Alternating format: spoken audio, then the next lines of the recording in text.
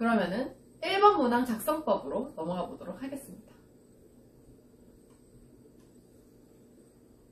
1번 문항에서 가장 중요한 거는 뭐냐면 그동안의 활동이 진로와 그리고 나의 미래에 연관이 되어 있음을 보여주는 거예요.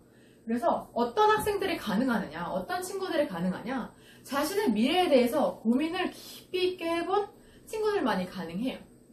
그러니까 나는 뭐 나중에 이거라도 해야지 이런 거 말고 나는 정말 이런 학과에 가서 이걸 배워서 이런 거를 활동을 해서 점점 나아가고 싶다라고 깊이 있게 고민해본 친구들만이 작성을 할 수 있습니다.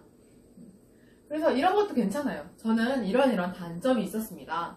그런데 이런 단점을 극복하기 위해서 이런 곳에 갔고 이런 곳에서 이런 활동을 해서 더욱더 나아가기 위해 이런 꿈을 정했고 이런 꿈을 정해서 앞으로 더 나아가고 싶습니다. 이런 식의 방향도 괜찮아요. 그래서 시작을 어떻게 하느냐에 따라서는 그 각자의 개성에 따라 달라지겠지만 그래도 진로와 가장 연관이 되는 활동들을 중심으로 이야기를 풀어가야 한다라는 겁니다. 그래서 한 가지 팁을 드리면요. 여러분들이 하실 활동을 진로와 엮어서 생각을 해요. 그래서 난 이 활동을 했는데 이건 이 부분이랑 연결 지을 수 있겠구나 이런 식으로 생각을 한 다음에 큰 그림을 그려가고 있다는 것을 반드시 어필을 해야 하겠습니다. 왜냐면 문항 자체에서 진로라는 말을 언급하고 있기 때문에 그런 과정이 필요할 것 같아요.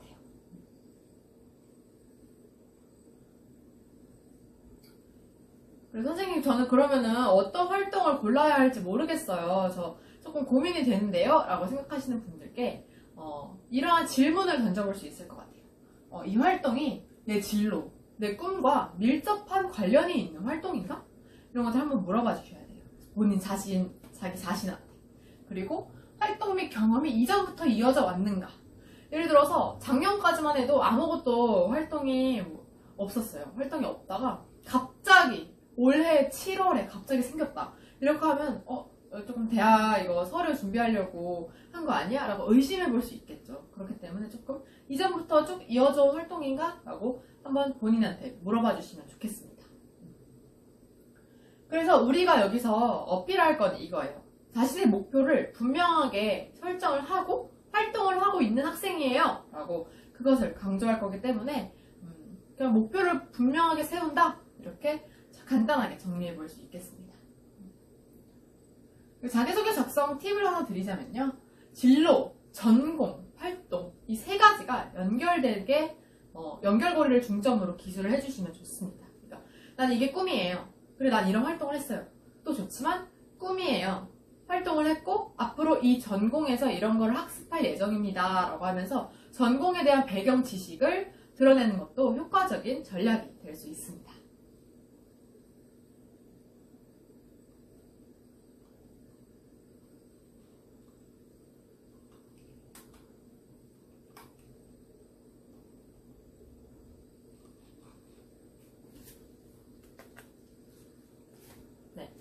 그러면 전공 적합성을 적극적으로 드러내라고 말씀을 드렸는데요. 그래서 해당 학과에 그리고 전공에 내가 얼마나 큰 관심을 가지고 있는지를 서술하는 거예요. 그래서 내가 의미를 두고 수행한 활동이 이 전공이랑 정말 밀접해요 라는 것을 어필하는 거고요. 그래서 난 이런 전공에 대한 관심이 생겼어요. 그래서 이런 활동으로 이어졌습니다 라는 흐름도 굉장히 괜찮습니다. 왜냐?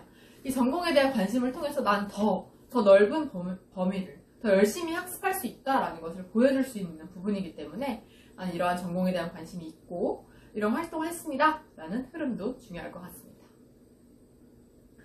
이를 위해서는 무엇을 해야 되냐? 바로 희망 대학, 내가 가고자 하는 대학의 인재상 그리고 학과의 핵심 역량을 파악하는 거예요. 어떻게 확인할 수 있냐? 홈페이지의 홍보 책자에서도 확인할 수 있고요. 그리고 뭐 다방면의 서류에서도 확인을 할 수 있단 말이에요. 이건 같이 알아볼 거니까 일단은 해당 대학의 인재상과 학교 핵심 역량을 충분히 파악해야겠다라고 생각을 해주시면 되겠습니다.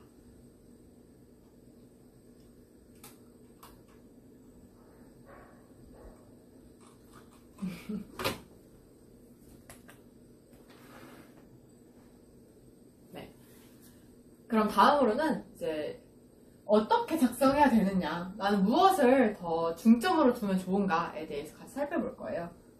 먼저 자기 주도적인 태도를 가장 어필해야 되는 게 중요합니다. 그래서 자기 주도적인 태도라고 하면 이제 나 스스로 적극적으로 행동에 옮겼느냐, 나 스스로 실행에 옮겼고 스스로 실천했느냐, 이걸 보여주는 게 바로 자기 주도적인 태도입니다. 그래가지고 남이 시켜서가 아니고 그냥 하라고 해서가 아니고 내가 스스로 했느냐를 보여줘야 돼요. 그게 바로 주체적인 태도입니다. 왜냐하면 학과를 선택했어요. 대학교에 입학을 하고 나서도 그 이후에 뭐 대학원에 갈 것인지 취업을 할 것인지 어떤 활동을 할 것인지는 다 본인이 결정하는 거란 말이에요. 그래서 학교에서도 대학교에서도 이러한 자기주도적인 태도를 가지고 있는 친구들을 선발을 하고 싶어 합니다.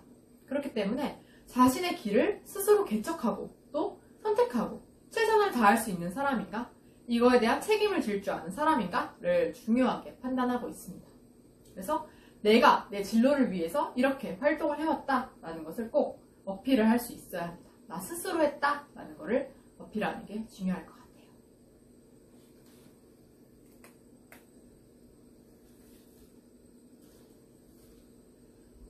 네, 그래서 그러면 이제 이런 질문이 하시기 시작합니다. 선생님, 저는 이런 직업을 갖고 있는데요. 이 학과를 갈 건 아니에요. 그리고 이런 직업에 맞는 활동인지 잘 모르겠어요 라는 고민을 안고 계실 거라고 생각을 해요. 그래서 직업과 직접적으로 연관된 학과만 의미가 있나요? 라는 질문을 해주실 수도 있겠어요. 하지만 절대 아닙니다.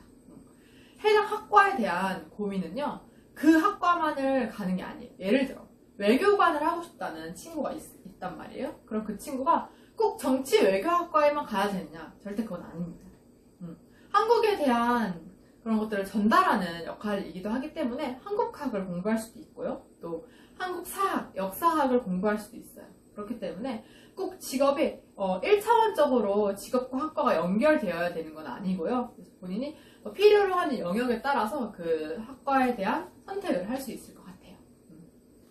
그래서 해당 학과에 대한 진지한 고민을 했다는 걸 보여줄 수 있는 지표니까요. 그걸 확인하면 될 것 같고, 제가 요새 이제 말씀드리고 싶은 건 절대 포기하면 안 된다라는 겁니다. 자기소개서를 쓰는 동안 너무너무 지치고 힘들고 포기하고 싶을 때도 있을 거예요. 하지만 절대로 포기하시면 안 됩니다. 진로와 연결점을 찾으셔야 돼요. 찾아서 특색 있는 자기소개서를 작성할 수 있어야 합니다. 가능해요, 여러분. 여태까지 아이들을 지도하면서 항상 가능했습니다. 모든 아이들이 다 가능했으니까 걱정하지 말고 그냥 조금 강한 의지를 가지고 따라가야겠다라고 생각해 주시면 제가 함께 가겠습니다. 아시겠죠? 그래서 우리가 여기서 중요하게 생각할 거는 주체성이고요, 주도성이고요, 그리고 특색입니다. 특색. 개성이 있어야 돼요. 남들 다 쓰는 자기소개서 절대 쓸 수 없습니다, 우리는. 그렇기 때문에 직접적 연결, 이런 1차원적으로만 생각하지 말고 우리 좀 융통성 있게 그리고 좀 진지한 생각과 고찰을 해보도록 할 거예요. 준비되셨나요? 이상으로 1번 문항 작성법에 대한 설명을 간략하게 했습니다. 그럼 바로 어떻게 이제 1번 문항을 써야 되는지에 대한 합격 사례를 같이 분석해 보도록 할게요.